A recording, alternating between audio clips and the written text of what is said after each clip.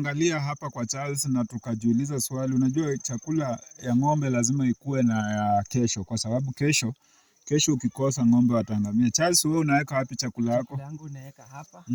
Ingia hapa uone. Is it for future ama for today? For future. My friend. Hii ni for future. Hii chakula naweka, unajua kambani kutakauka sana. Itafika mahali kuna kauka. Sasa nitaongeza hii season. Hii nyumba ijae kabisa. So wakati wa kiangazi nakata hizi nyasi kidogo kidogo, napea ng'ombe wanakula wanakunywa maji. Yes. Jameni, Charles, yale unafanya ni makubwa na umesaidia Wakenya wengi sana. Yes. Ubarikiwe. Yes. Na uendelee kuelimisha Wakenya. Mimi nataka tu wale watakupigia simu. Yes. Wape maelezo ambayo itawasaidia. Asante Bwana Charles, tumefika shamba lako. Tumeona shamba lako liko shape up na mambo iko sawa kabisa. Yes. Mungu akubariki. Watoto wanasoma? Watoto wanasoma.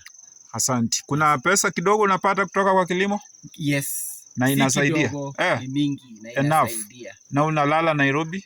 Nalala unafanya kazi Nairobi? Nafanya kazi Nairobi. Natoka hapa kila siku asubuhi na narudi jioni. Jameni. Yes. Jameni. Wakenya mshaona, huyo ni Charles, tumefika shamba lake.